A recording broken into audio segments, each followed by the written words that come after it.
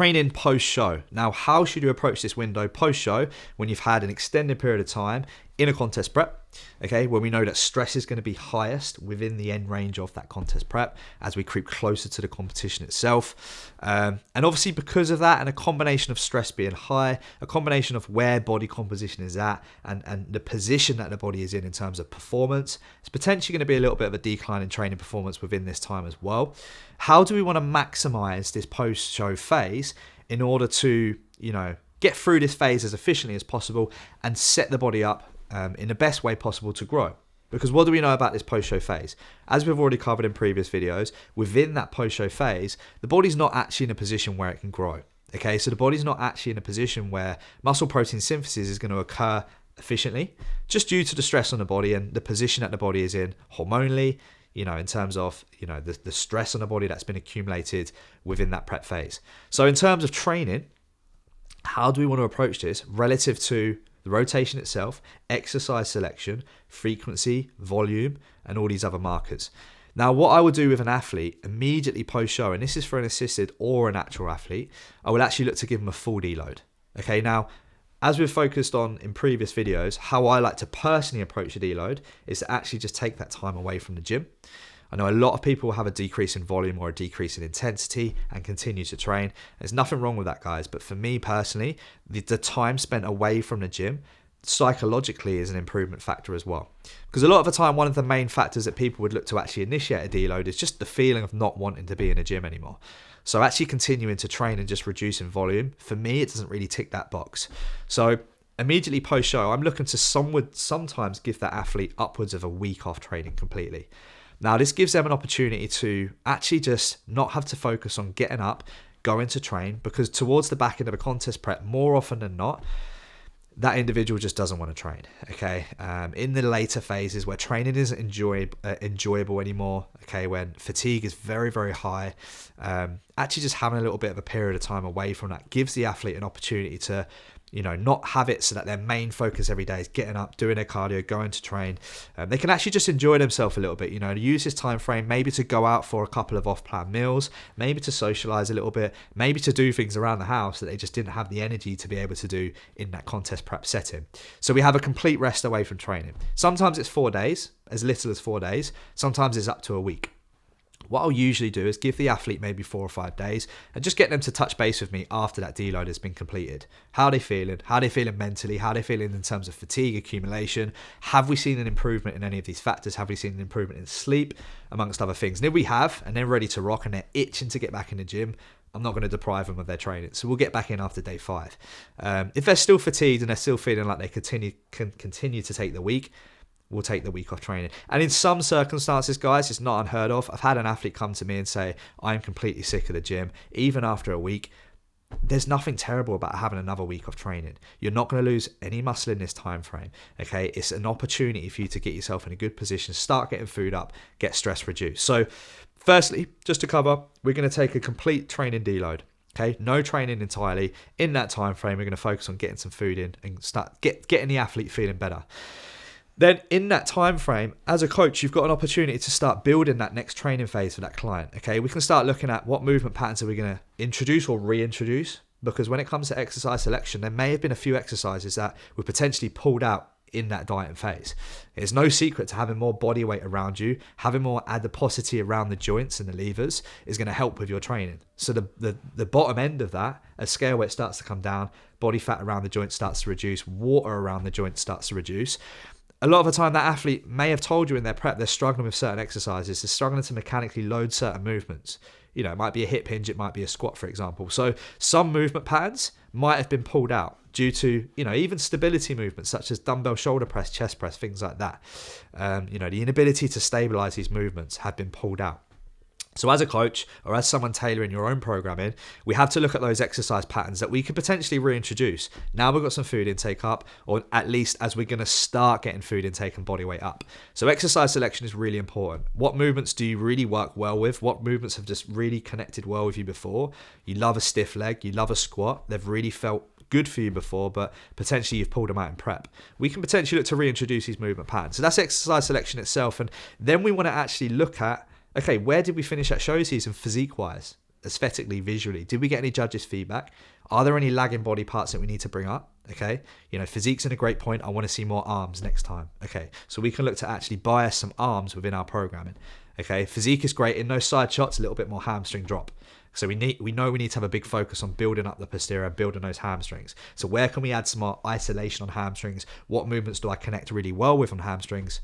You get the idea. So when it comes to exercise selection, we're looking at what movement patterns did we potentially pull out before that we may want to reintroduce. We're also looking at, it's easy, but what do we need to grow? Okay, it's as obvious as that. And if you are quite an advanced athlete, whereby your first 15, 20 pounds into your bodybuilding career, you've got a decent amount of slab on the frame, and you're in a position where you can be a little bit more savvy with where you put your muscle, essentially. Okay, especially if you've got a weight cap.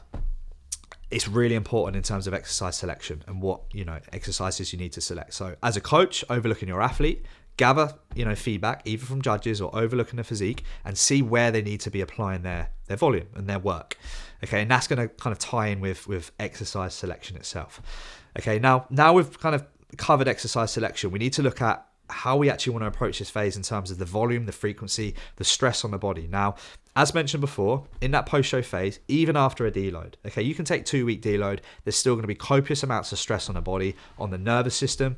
And if you're an assisted athlete, potentially on other systems as well, such as a hepatic system, the aerobic system, etc. So we actually want to spend a bit of time actually improving those markers, and within that time phrase, actually a slight reduction in training intensity and or volume is also going to be favored, just because we're still in that high state of stress. So hammering high volume, hammering high intensity from the offset may not be a favored approach. So something I would implement with my clients, more so my natural clients who don't have that exogenous support, is actually just reducing the intensity of their sets. So I may put an athlete down to 2 reps in reserve or 1 rep in reserve for the first week, for the first couple of weeks. Obviously, they're itching to train and itching to go balls deep again. So you need to explain why we're taking this approach. But that's just a way to ensure they can get back into the gym, they can train, they can be productive, they can feel as though they're shifting that increase in food intake around, increase pumps while still lean, which is fantastic for an athlete. But at the same time, we're just limiting that stress on the body. And the reason we want to limit that stress on the body is because A, remember as we mentioned, the body's not in a position to grow anyway. So B, we want to try and fast track how quickly we can get that body back into a position to grow. And how are we going to do that? By limiting stress on the body. Okay. And for a female athlete, and this was covered in a previous video, there wants to be even more tenacity around this area due to obviously the hormonal fluctuations and changes that are trying to occur. If that individual has potentially lost their menstruation, lost their menstrual cycle, we want to actually reduce the stress on the body to try and arouse those hormones into secretion again, estrogen, progesterone, amongst others, to regain that cycle. And how do we do that? We limit stress on the body. So even more for a female athlete, specifically an unassisted female athlete who doesn't have the exogenous intervention, even more for these individuals, we certainly want to be looking at a deload approach, a reps in reserve approach, and even a lower training frequency approach. So it's not unheard of. Sometimes I'll take a 1 day on, 1 day off approach with my female athletes. Not until we've got that cycle back, because this can take months, but until we've just got out of that kind of reverse phase, that health phase that I like to call that kind of high stress phase on the body. Okay, so that's another topic in itself, but we want to have that period of time where we're allowing homeostasis to come back into a good place. Okay, so that is the exercise selection, and then that is the exercise intensity that we've applied. And now the final sort of pillar to this, if you like, is going to be the frequency and the volume. Okay, so we can actually look to reduce your volume. So if you was finishing your prep on 3 working sets, we can look to maybe pull it down to 2 working sets, or even 1 just top working set within those exercises. We can look to reduce your overall exercises as well. So say you was doing 7 or 8 exercises in a pull and hamstrings focused session, we can pull you down to 5 or 6 exercises. That's another way to reduce the stress. So it's all just ways to look to reduce the stress on the body. There's certainly different ways that we can do that. And another way we can do that, as previously mentioned, is going to be How many days are you training per rotation or per week? If you're used to hammering 5 days per week, maybe pulling that athlete down to 4 days per week just to, again, reduce the stress on the body. Now, this doesn't need to last a lifetime. You don't need to spend 4 months training with 2 reps in reserve. You don't need to spend 4 months doing 1 day on, 1 day off. You don't need to do 4 months significantly reducing the frequency and the exercises that you're doing in your session. This may only be a few weeks, but that initial time phrase, what are we looking to maximize? We're looking to maximize efficiency of getting the body healthy, efficiency of reducing stress on the body, efficiency of improving sleep, libido, all these different markers in order to get the body in the best position to grow. Remember, guys, post-show, immediately post-show, assuming you was in condition, your body's not going to be in a position to grow, assisted or not. So we need to focus on getting the body into that position and fast tracking it as efficient as we can. Then once you've got through the first few weeks, you're feeling good again, you've got some body fat back down, you've got some level of, hormonal homeostasis, we can then start to, look to take training to failure, increase that intensity in training and really push with the off-season phase. But in that initial time frame, it's really important to consider these different variables. Okay, so as the take home and kind of recap of this topic, we've got exercise selection. Remember, that's going to be relative to the individual. What do you need to grow? What do you need to work on? Did you get any judges' feedback?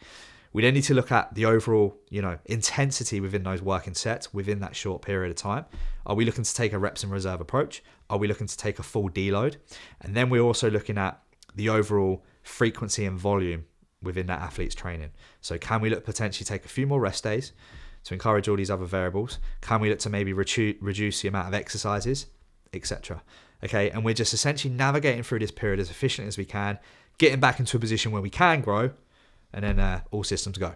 Okay, guys, that's training post-show. Any questions, as always, just let me know, and we'll catch you in the next one.